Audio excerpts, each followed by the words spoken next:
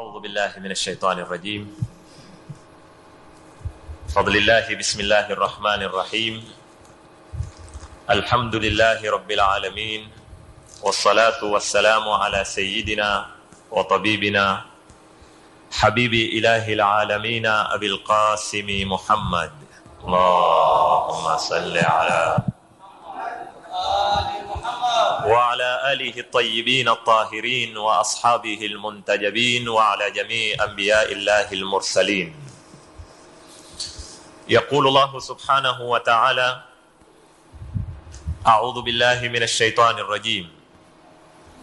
واضرب لهم مثلا أصحاب القرية إذ جاءها المرسلون إذ أرسلنا إليهم 2 فكذبوهما فعززنا بثالث فقالوا إنا إليكم مرسلون قالوا ما أنتم إلا بشر مثلنا وما أنزل الرحمن من شيء إن أنتم إلا تكذبون.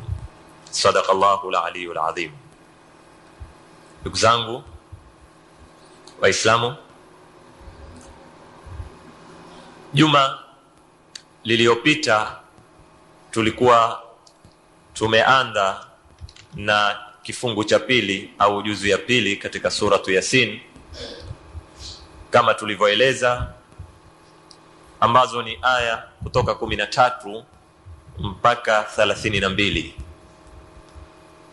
Aya hizi zazungumzia kisa cha ashabul qarya ambao Mwenyezi Mungu alimtaka bwana Mtume sallallahu alayhi wa sallam kwa kumkhutubu awaelezee wale wapinzani wake Makuraish nini kilichotokea, ili watukue mazingatio katika upinzani wao katika kumpinga Mtume Muhammad sallallahu alayhi wa sallam.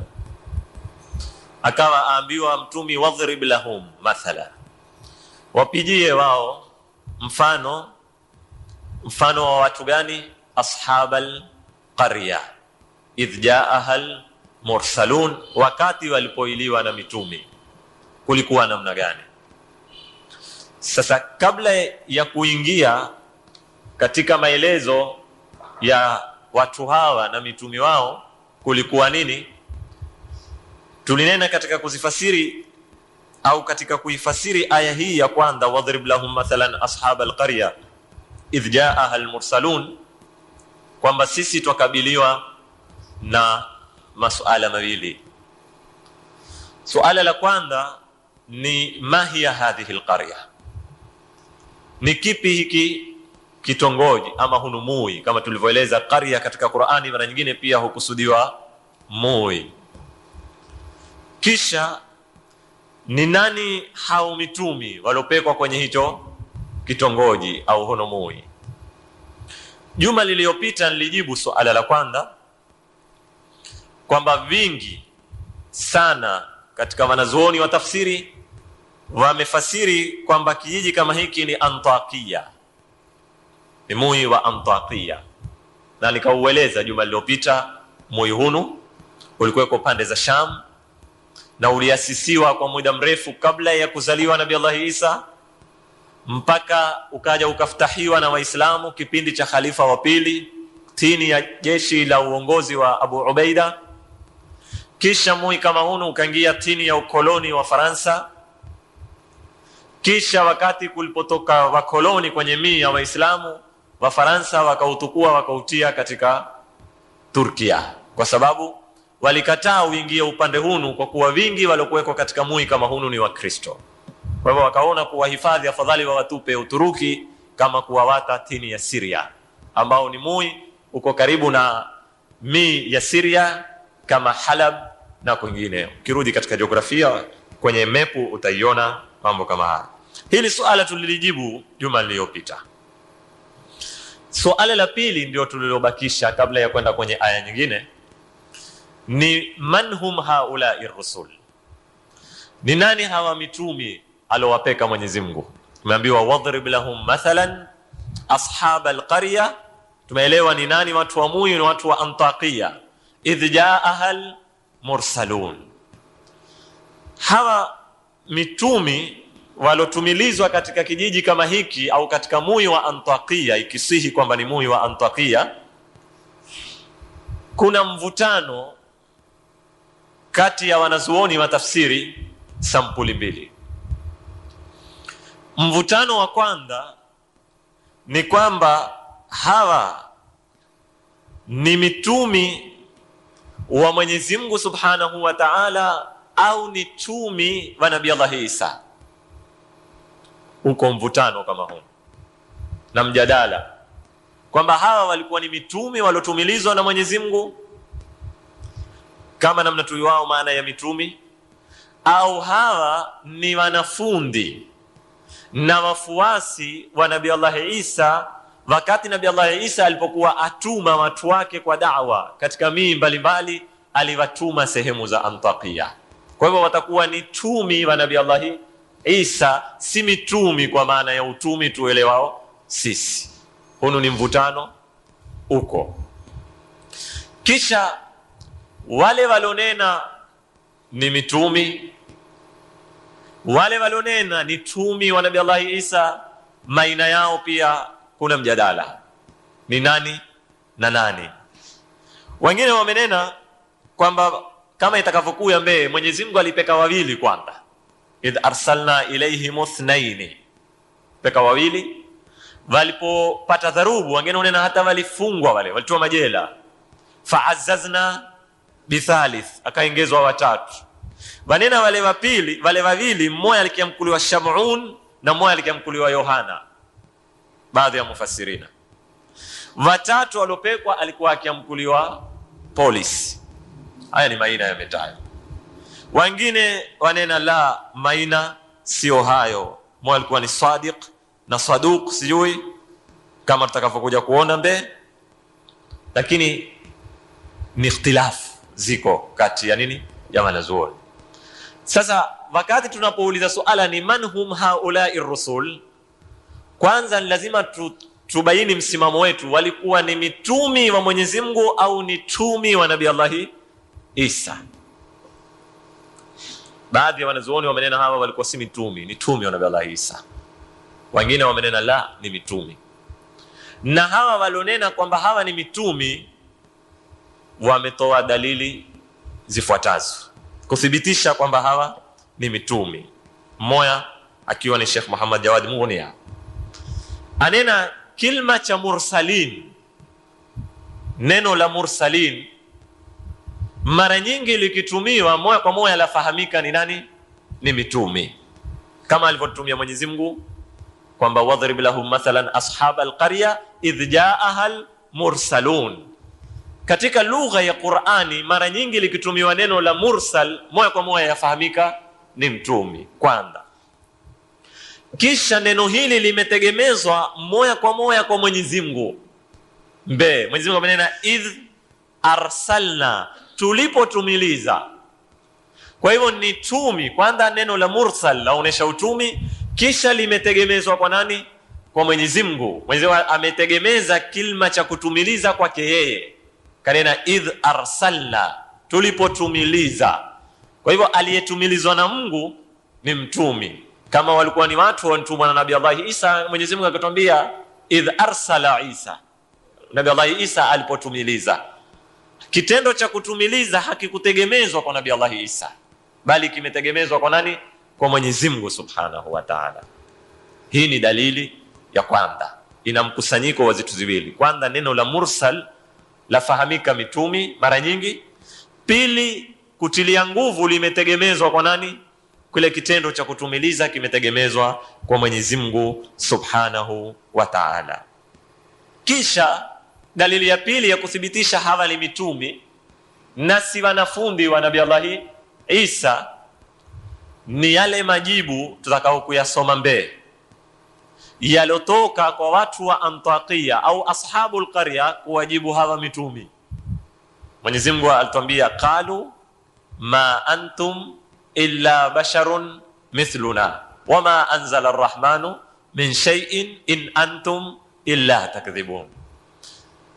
Wale walipokwenda kuambia bwana sisi ni mitumi tumekuja kuwaongoza, wale ashabul qarya walijibu kwamba nyinyi ni binadamu kama sisi, ma antum illa basharun mithluna, nyinyi ni binadamu kama sisi.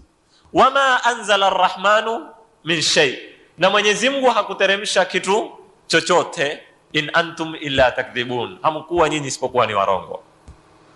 Lugha hii ukisoma katika Qur'ani imekaririka mara nyingi.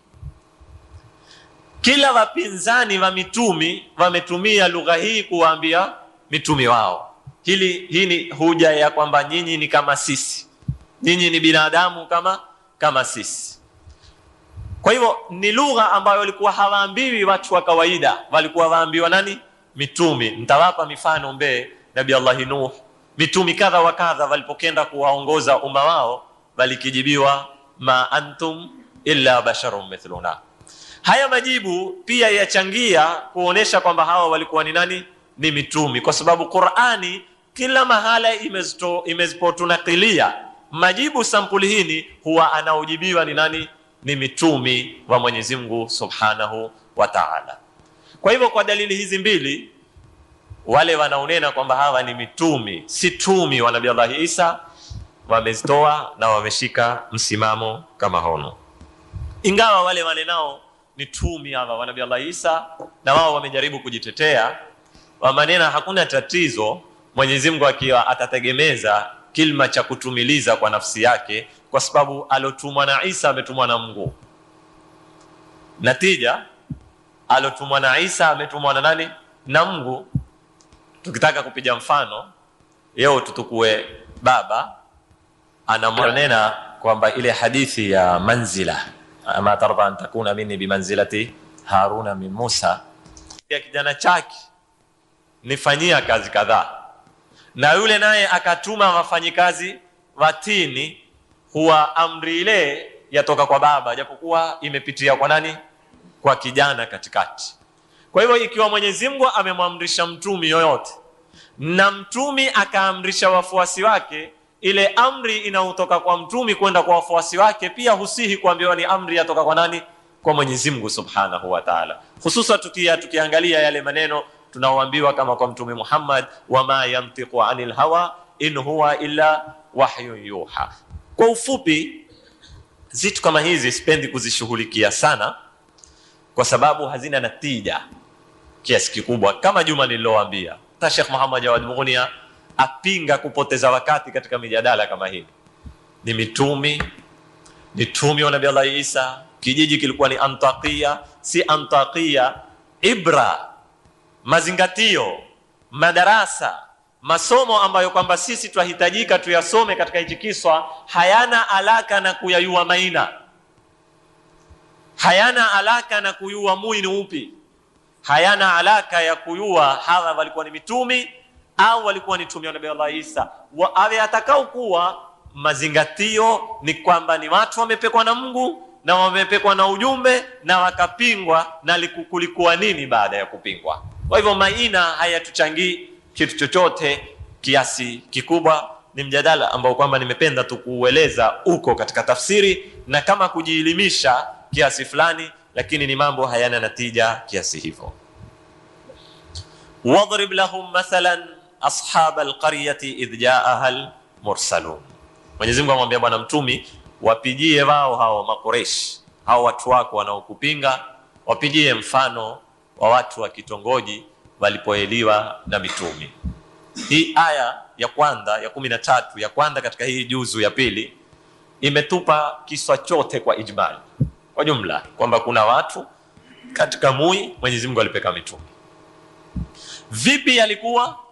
Sasa aya ya 14 yaanza kukieleza kiswa. Kwa nini? Kwa tafsili. Baada ya kuwa Mwenyezi Mungu amekieleza kwa ijmali, waambie wao kiswa cha watu wa mui walioendewa na mitumi. Kulikuwa nini? Ni mitumi gani? Walikwenda vipi? Walitoa mambo gani? Sasa Mwenyezi Mungu ameingia kwenye tafsili.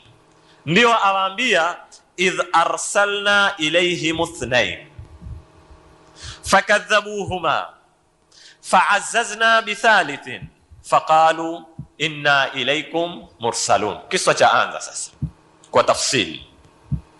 Mwenyezi Mungu atuambia idh arsalna ilayhim ithnain, taya waelezee hao wakati tulipowatumilizia hao watu wa kijiji mitumi wawili, yani rasulaini min rusulina, mitumi wawili katika mitumi wetu.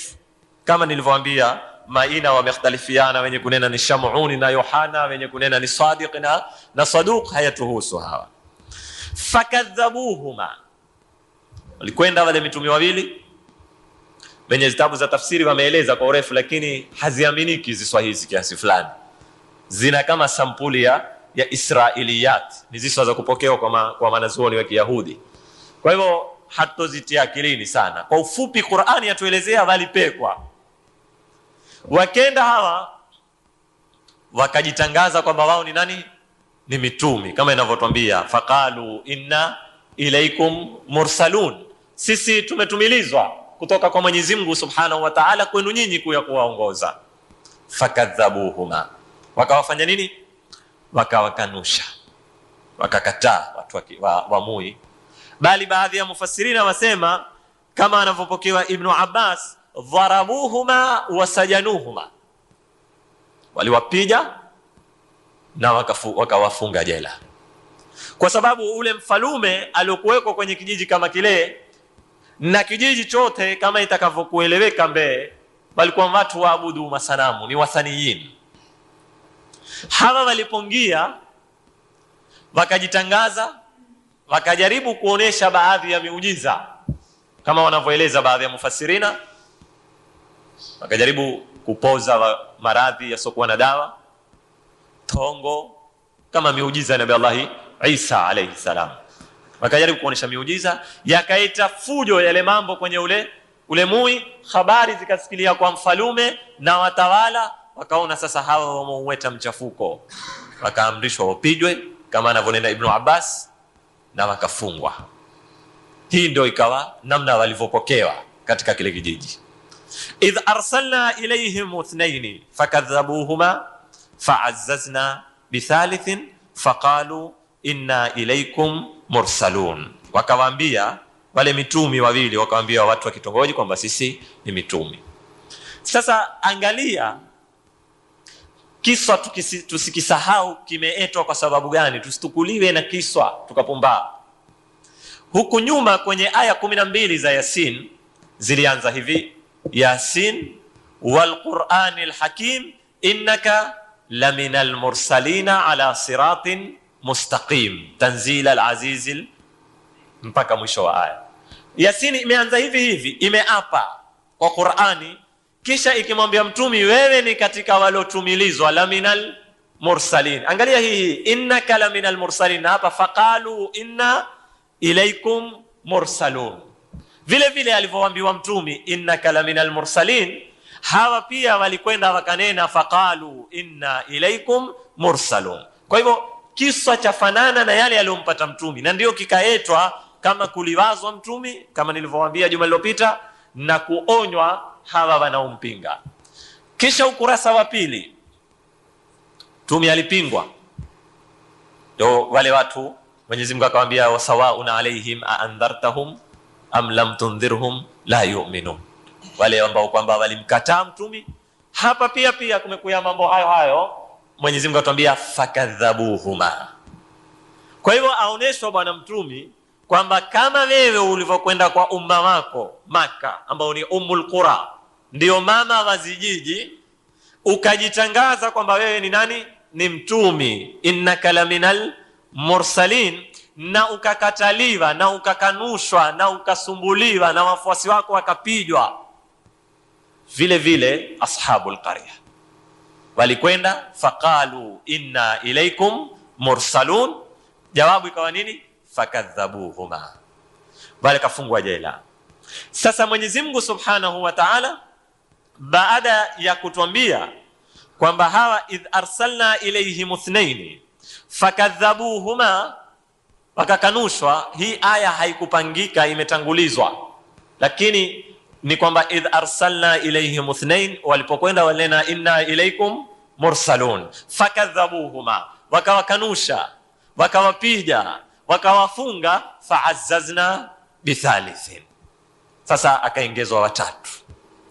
Angalia ukorofi, beni mmoja tu mtume Muhammad Maka, kule kumpe kwa wawili, kisha kukaongezwa watatu. Fa'azzazna bithalith. Azzaza yatokana na neno la izza.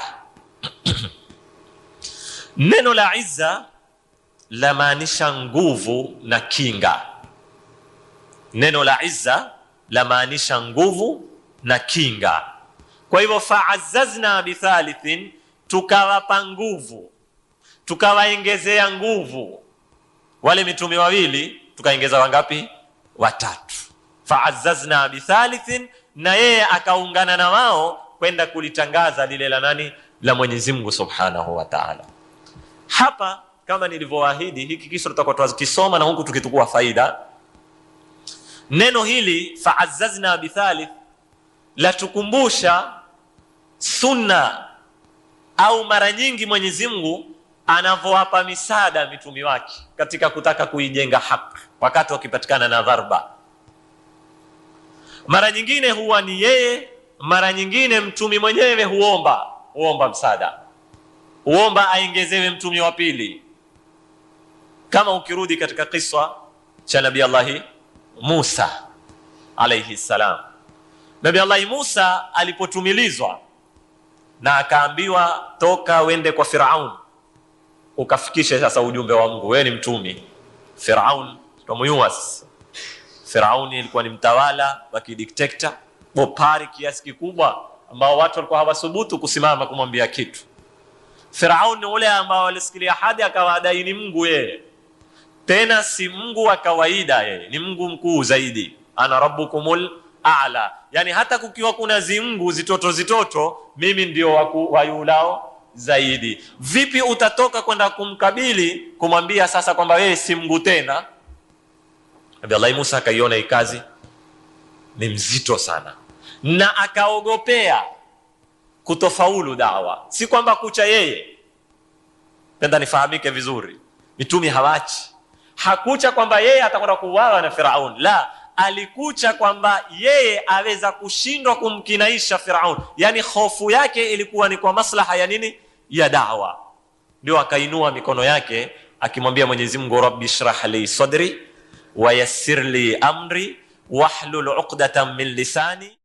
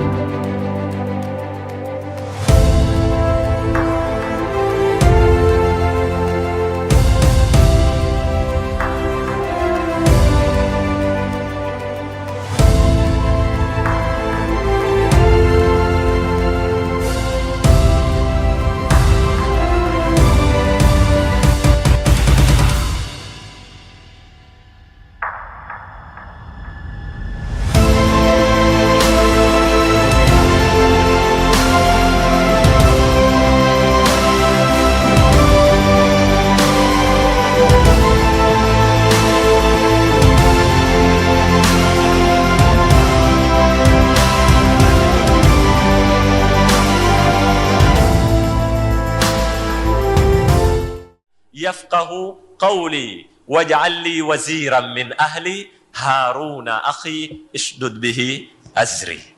Kaambia, ewe Mola, kwanza nipa sharhu sadri, na nilieleza, nipa moyo wa kuweza kufanya nini?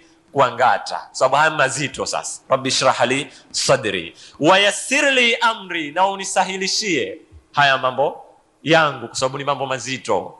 Wahlul 'uqdatan min lisani, nifungua na mimi kifundo cha ulimi wangu, kwa sababu alikuwa hana ufasaha kiasi kikubwa wa kunena. Wengine wanena lile kala moto alokula lilimuathiri, akawa maneno hayatoki sawa sawa.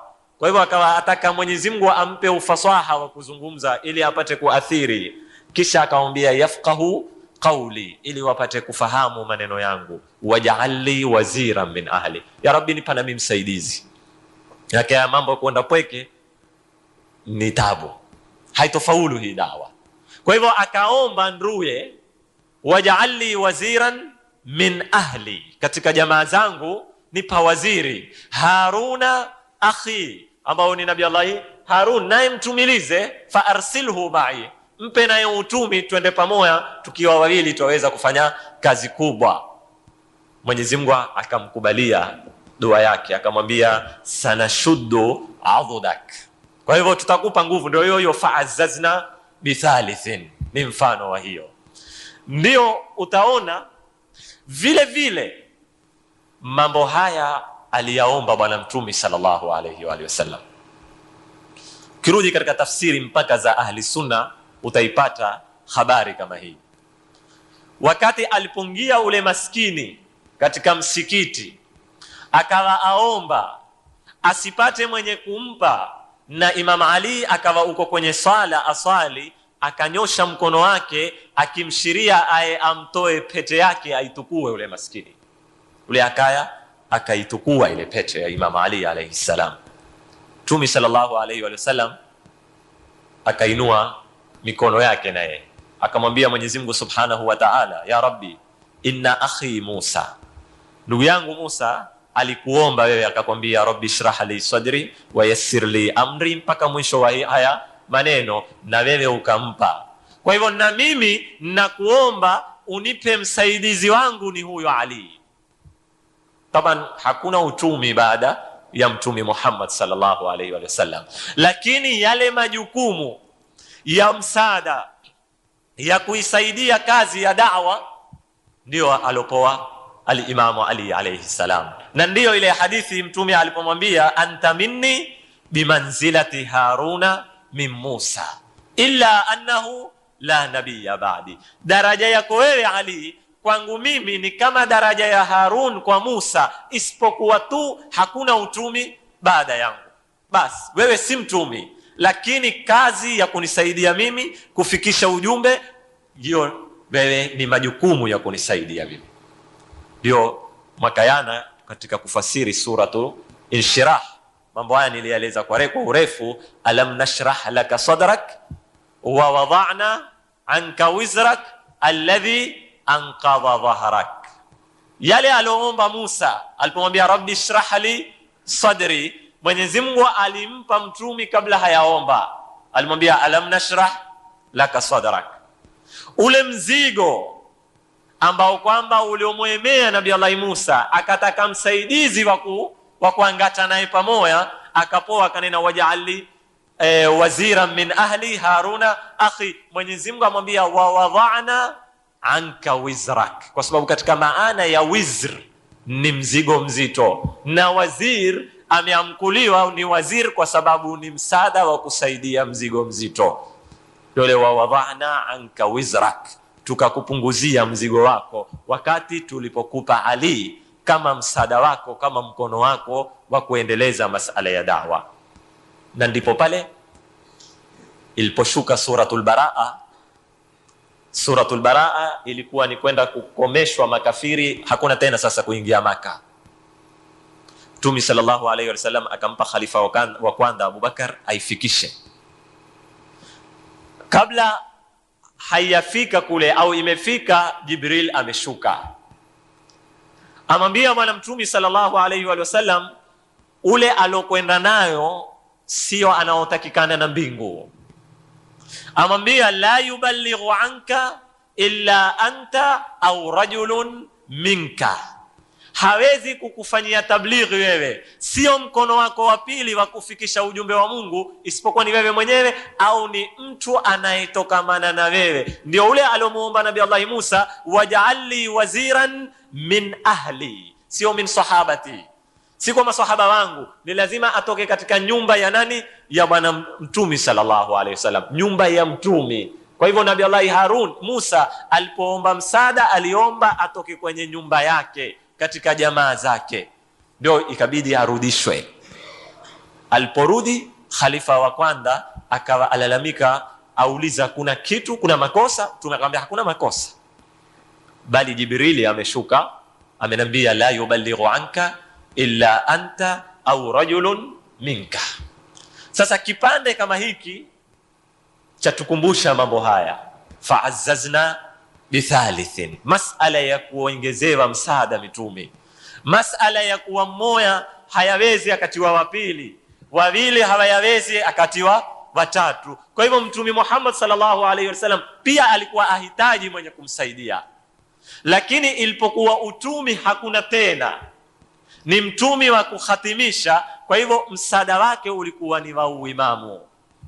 Ndio akamuomba Mwenyezi Mungu apoe msaada, na ndipo alipoinua mikono akamwambia Mungu, na mimi ishrah li sadri, na unipe wazir min ahli. Iliteremka ile aya itwambiao innama waliyukumullahu wa rasuluhu walladhina amanu alladhina yuqimuna as-salata wa yutuna az-zakata wa hum raki'un. Ndio ikatangazwa sasa wilaya ya al-Imam Ali kama usaidizi wa bwana Mtume sallallahu alayhi wa sallam. idh arsalna ilayhim ithnayn fakadhabuhuma fa'azzazna bithalithin faqalu inna ilaykum mursalun. Kwa hivyo mitume walikwenda wakajitangaza, walijibu majibu haya kwa tafsili. Pale Mwenyezi Mungu ametuambia fakadhabuhuma, wakanusha. Vipi waliwakanusha? Hoja gani waloitumia katika kukanusha aya hizi? Aya kila yao yafasiri zaidi kiswa. Sasa Mwenyezi Mungu atuambia katika aya ya 15 qalu, hii ndio tafsiri sasa ya fakadhabuhuma. Qalu ma antum illa basharun mithluna wama anzala arrahmanu min shay in antum illa takdhibun. Kwa hivyo hii ndio maana ya kuwakanusha.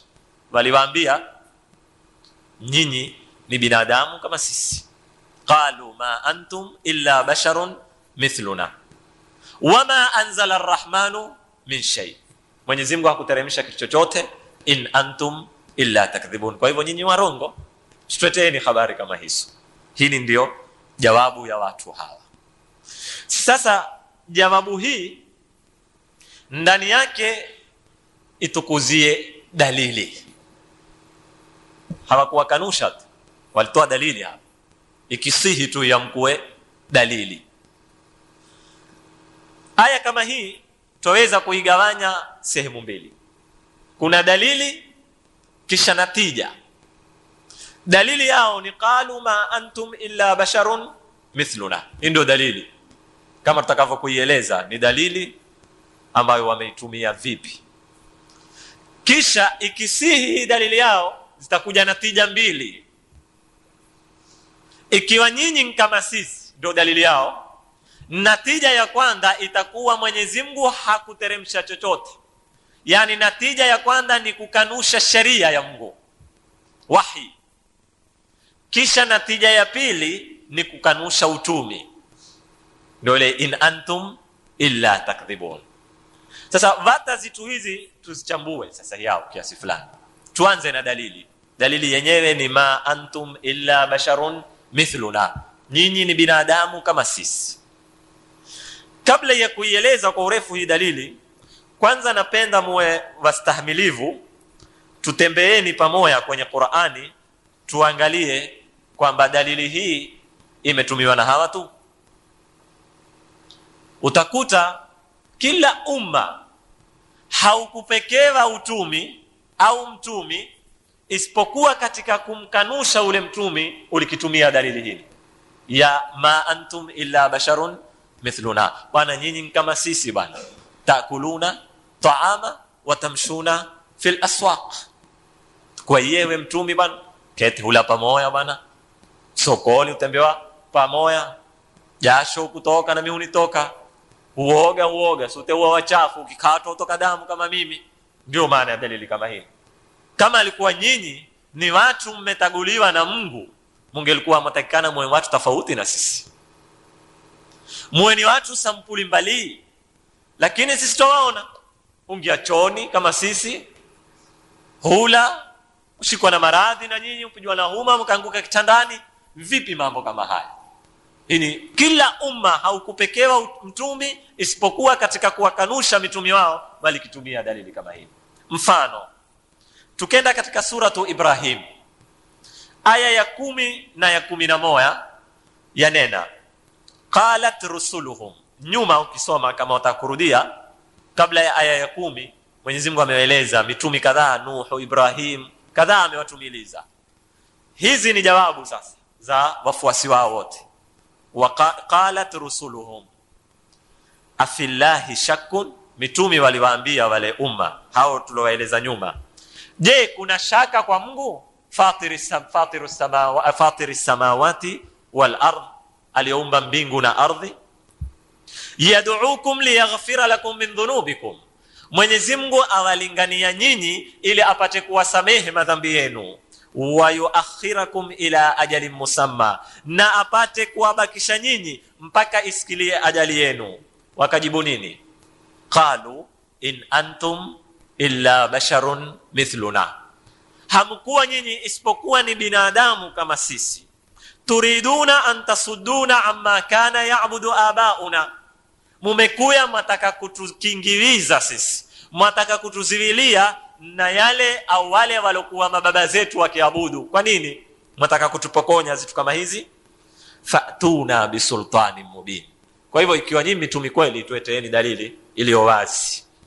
Qalat lahum rusuluhum, naendelea na suratu Ibrahim, mitumi wakawaambia, in nahnu illa basharun mithlukum, kweli sisi ni binadamu kama nyinyi, walakinna Allaha yamunnu ala man yasha, lakini Mwenyezi Mungu humteua, humpa minna zake amtakao min ibadihi, katika waja wake. Wama kana lana an na'tiyakum bisultanin illa biidhnillah, na sisi hatuwezi kuleta miujiza yoyote isipokuwa kwa idhni ya Mwenyezi Mungu, mambo hayako kwenye mikono yetu. Kwa hivyo utakuta huu ni mfano wa kutuonesha wapinzani wa mitumi namna wanavyoitumia hii jawabu ya in antum illa basharun mithluna. Ukenda katika suratul Isra aya ya 94 na 95, Mwenyezi Mungu atuambia, wama mana'a an-nasa an yu'minu idh ja'ahumul huda, ni kipi kilichowaziwilia watu kuamini pindi walipoiliwa na uongofu? Illa anqalu, isipokuwa wao ni kunena, aba'atha Allahu basharan rasula, Mungu hutumiliza mwanadamu mitumi. Ni ile ile, yani in antum illa basharun mithluna.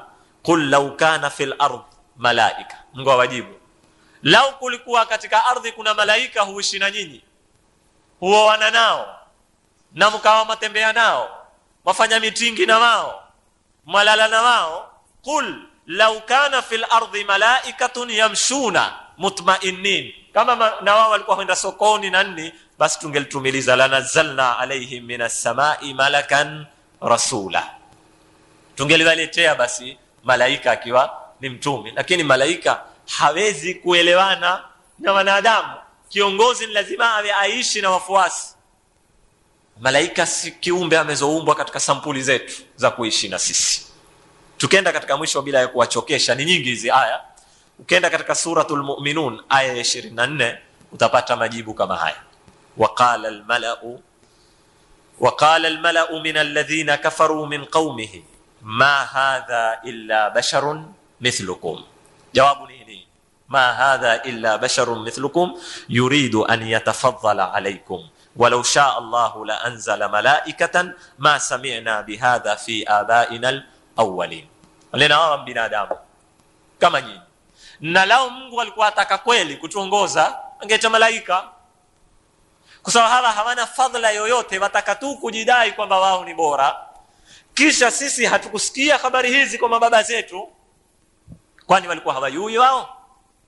Hatukuwahi kusikia kwamba kulikuwa mitumi nyuma huko. Kwa hivyo wakatoa dalili kama hizi. Sasa ndugu zangu Waislamu, bila ya kuwarefushia, nyinyi wenyewe mkitaka kufuata mfano wa maneno haya mtayapata katika suratul Anbiya aya ya 3, pia mtapata katika suratul Shuara aya 154 na sura nyingine za Qur'an. Hizi zatufikisha sisi kwenye natija kwamba hoja hii ya kwamba nyinyi ni binadamu kama sisi ni hoja takriban imetumiwa na wapinzani wote wa mitumi.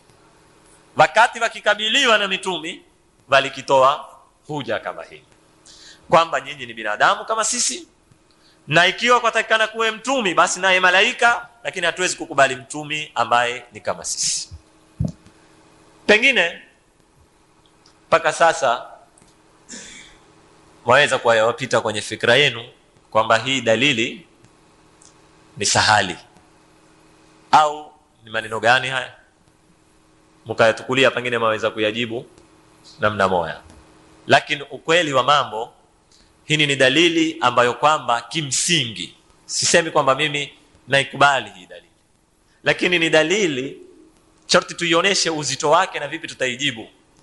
Ni dalili ambayo kwamba wana falsafa, wana msingi wameujenga na wote wakubaliana kuhusu ruhu ya dalili hii.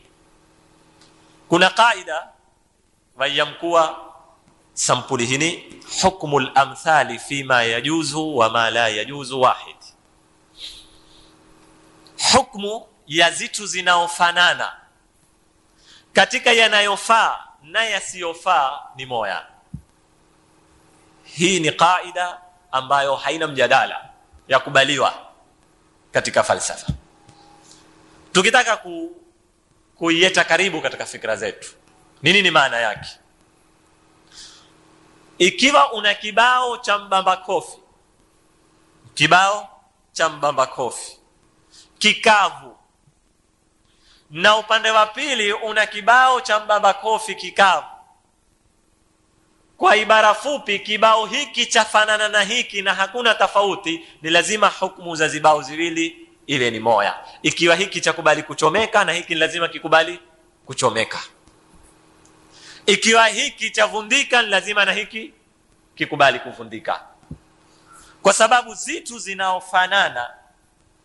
zinaofanana hukumu zake ni moja. Sio, mmenifahamu uzuri? Kwa hivyo hawa wamejenga dalili yao kwenye msingi hunu, kwamba nyinyi munaojidai ni mitumi, munaotuilia mkatupa habari za utumi, nyinyi ni kama sisi. Ma antum illa basharun mithluna, mimi ni mwanadamu, wewe mwanadamu. Mimi nina akili, wewe una akili. Mimi nina mato, wewe una mato. Mimi hula na wewe hula. Mimi huenda sokoni na wewe huenda sokoni. Mimi hulala na wewe hulala, ila ma hulala. Kwa nini kwenye utumi wewe ni mtumi, mimi si mtumi? Kwa nini kwenye masala ya wahi uwe wahi utakuteremkia wewe, mimi usiteremkie? Wa hukmu al-amthali wahidu, na hukumu ya zinazofanana ni moja. Kwa nini kibao hiki chavundika hiki kisivundike, na zibao zote ni sampuli moja, na zote zina sifa moja, na zote ni zikavu? Kwa hivyo dalili yao wameijenga kwenye msingi huno. Kwa nini yawe mambo kama haya? Hii ndio ruhu ya dalili yao. Toba mimi hapa sitoijibu hii dalili, kwa sababu jawabu itakuya be. Kwa hivyo tusifanye haraka. Nimependa tu kuisherehe hii dalili yategemea msingi gani, lakini Mwenyezi Mungu Subhanahu wa Ta'ala atatuonesha majibu kama walivyojibu mitumi. Qalu rabbuna ya'lamu inna ilaykum lamursalun wama alaina illa albalaghul mubin. Hapo ndio itakuya jawabu. Kwa hivyo dalili yao walotoa ni kwamba in antum illa basharun mithluna, nyinyi ni kama sisi, wa hukmul amthali wahid, na hukumu ya zinazofanana ni moja. Kwa nini nyinyi mwe mtumi sisi tusiwe? Hii ndio dalili yao. Kwa hivyo dalili hii yatoa natija hizi mbili zinaofuatia. Ikiwa nyinyi tu ndio mpatao mitumi katika watu milioni, kutoka mmoja tukapata mitumi na sote tufanana, nyinyi ni warongo, na Mungu hakuteremsha chochote katika nyinyi mnayodai. Kwa hivyo tukanusha sharia, tukanusha utumi. Ndio hizi natija mbili. Wama anzala arrahmanu min shay'in in antum illa takdhibun. Wakafikia kwenye masala kama haya na wakakanusha zitu hizi.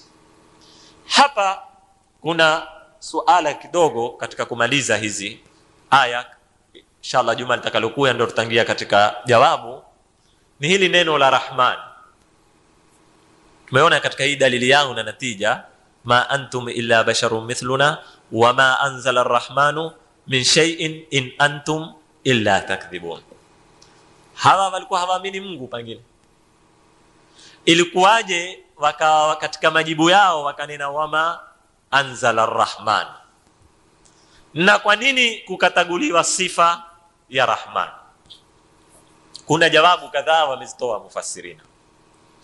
Jawabu ya kwanza, baadhi ya mufassirina wamenena kwamba watu wa Antakia, ashabul qarya, walikuwa wakiabudu masanamu, walikuwa ni wathaniyin.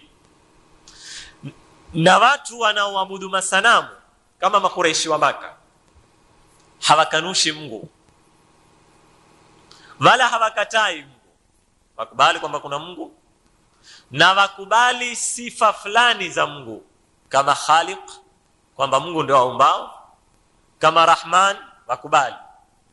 Wao hudai tu kwamba mambo mingi kwa Mungu hayawezi peke yake, huenda wakamwekea masanamu, wakawa mkuwa ni shufaa, ni wasaidizi wa Mungu wale, au kwa ibara nyingine ni zimungu zitoto, na wakajaribu kumpa kila Mungu wizara. Kama Makuresh, kulikuwa kuna Mungu wa mahaba, kulikuwa kuna Mungu wa zita, kulikuwa kuna Mungu wa biashara, kulikuwa kuna Mungu wa swada, wa kafara, wa nadhiri. Kila Mungu walikuwa wale 360 wamempa kazi yake. Kwa hivyo wao walikuwa hawakanushi Mungu, lakini walikinena sisi twamsaidia mando Mungu kazi, kwa hawa wamsaidia Mungu kazi, na sisi hatuwezi kwenda direct kwa Mwenyezi Mungu, sharti tupitie kwa hawa. Ndio hawa liuqarribuna ila Allah, ili wapate kutukaribisha. Ndio ile aya tuambia wala in sa'altahum man khalaqa as-samawati wal ard la yaqulunna Allah. Ukiwauliza ni nani aliyeumba mbingu na ardhi, watakujibu, watakwambia ni Mwenyezi Mungu Subhanahu wa Ta'ala. Wakubali hilo wao. Kwa hivyo waliponena wama anzala ar-rahmanu min shay, haimaanishi kwamba wao walikuwa wakanusha Mungu, wakubali, lakini nidhamu zao za masanamu na hawataki mtume. Kama Makureishi walipompinga mtume Muhammad, fil hali wao waamini Mungu, wao walimpinga mtume wao. Hii ni tafsiri ya kwanza iliyotolewa. Tafsiri nyingine yanena kwamba Mwenyezi Mungu Subhanahu wa Ta'ala amewanukuu hawa maneno yao. Baada ya kuyanukuu maneno yao, wao pengine walitumia neno la Mungu, lakini Mwenyezi Mungu akatumia sifa ya Rahman. Katika hii sifa ikawa ndani yake kuna jibu la kuwajibu kabisa, kwa sababu wao waamini Mungu ni Rahman, na maana ya Rahman ni ule anayerahamu wema na waovu ulimwenguni, yani ni ule ambao rahma yake ni pana. Sasa itakuwaje kwamba Mungu ni Rahman asiyete mitumi? Itakuwaje kwamba Mungu ni Rahman asiyete sharia? Na miongoni mwa rahma za Mwenyezi Mungu ni nini? Ni kueta mitumi kumuongoza wanadamu, ni kumwetea sharia kumuongoza wanadamu. Kwa hivyo ile sifa ya Rahmani wanayoiamini wao yatosha kuwa ni majibu ya madai yao nao kwamba Mwenyezi Mungu hakueta mitumi wala Mwenyezi Mungu hakuteremsha sharia. واضرب لهم مثلا أصحاب القرية إذ جاءها المرسلون إذ أرسلنا إليهم 2 فكذبوهما فعززنا بثالث فقالوا إنا إليكم مرسلون قالوا ما أنتم إلا بشر مثلنا وما أنزل الرحمن من شيء إن أنتم إلا تكذبون. Mwenyezi Mungu Subhanahu wa Ta'ala akitujalia uhai na akitupa taufiki, inshallah juma litakalokuya tutaendelea na aya zitakazokufuatia na vipi imejibiwa dalili yao ya kukanusha mitumi na kila mfano wa wao alotoa dalili kama hili. Haya tutayasikia katika darasa tumia. Asema mwenye kuuliza kwamba ndugu zetu Masunni wadai kwamba hii hadithi ni sahihi, lakini sisi hatuifahamu uzuri, kwa sababu Mwenyezi Mungu Subhanahu wa Ta'ala Mtume sallallahu alayhi wa sallam alipomfananisha Ali na Harun, haiwezekani Ali awe ni imamu baada ya mtume, kwa sababu tukirudi katika tarikhi tutaona Nabii Allah Harun alikufa kabla ya Musa. Kwa hivyo hakubaki baada ya Musa mpaka awe ni khalifa. Hili jibu umewahi kulijibu mimi katika baadhi ya darasa, na nikanena kwamba kuna kitu katika elimu ya balagha cha mkuliwa tashbih. Tashbihi yamaanisha kufananisha kitu na kitu. Ukinena Ali ni kama simba, huwa wewe umemfananisha Ali na nani? Na simba. Hii ndio tashbihi. Na tashbihi katika lugha ya Kiarabu iko na nguzo 4. Kwanza kuna mushabbah, naye ni Ali katika mfano wetu. Kisha kuna mushabbahun bihi, naye ni simba, sababu wewe umechukua kitu umekifananisha na kitu. Umenielewa uzuri basi? Kisha kuna adatu tashbih. Kiarabu wanatumia ile kafu, ni ile sisi tunaonena ni kama. Utanena aliyun kal asad, ile kafu au mfano wake, mithlul asad, mithlu, izaitwa adawatu tashbih. Kisha kuna kitu cha 4 chaitwa wajhu shabah. Wajhu shabah ni ile sifa uloikusudia wewe kuitumia katika kufananisha. Wewe unapomfananisha Ali na simba, una sifa fulani ya simba ndio wataka kumpa Ali. Ukinena aliyun kal asadi fi shajaa, Ali ni kama simba katika ushujaa. Sio, umeelewa paka hapa? Kwa hivyo wakati unapofananisha kitu na kitu, haimaanishi sifa zote alonazo mushabbahu bihi ni lazima awe nazo mushabbah. Kwa sababu simba hutembea kwa maguu 4, Ali hatembei kwa maguu 4. Simba ana manyere, Ali hana manyere. Si kila sifa alonayo simba ni lazima awe anayo Ali ndio tashbihi isihi, bali ni ile unayoiangalia wewe. Ni kama ukinena wewe ni kama jiwe, ni maana ni ugumu wa kutofahamu peke yake. Umeangalia sifa hii, ni si lazima kila sifa ya jiwe iwe wewe uko nayo. Kwa hivyo al-Imamu Ali, Mtume alipomfananisha na Harun, Ali ni mushabbah, Harun ni mushabbahu bihi. Ni nini sifa iliyokusudiwa? Si kila kitu alokuwa nacho Haruni lazima awe nacho Ali. So pia nachokwambia Haruni alikuwa yuko kabla ya miaka 1000 kadhaa, mbona Ali uko yeo? Ni daraja. Anta minni bimanzilati Harun, yani daraja ya al-Imam Ali kwa Mtume ni kama daraja ya Haruni kwa nani? Kwa Musa fakat. Sasa Haruni aliishi miaka 50, alimishi miaka 40, alikufa mbele ya Musa, alioa, hakuoa, alizaa vijana, hakuzaa vijana, hayana uhusiano na tashbih katika hili. Wa ila mtu akinena pale unaposema anta shamsun, anta badrun, anta nurun fawqa nurin, so unapomfananisha Mtume na yua ndori, lakini Mtume si dori, sio? Ukitaka kutukua kila sifa iliyoko kwenye yua uipeke kwa nani? Kwa Mtume. Haiwi namna hiyo. Yua hutoka likitwa, Mtume siku zote tumuona hakuna kuutwa kwa Mtume. Nafikiri umeelewa paka hapo. Kutubiwa ni Mtume sallallahu alaihi wa sallam. Mtume ajielewa kwamba yeye ni Mtume. Hakuna dharura ya kuambiwa wewe ni Mtume, kutiliwa taukidi.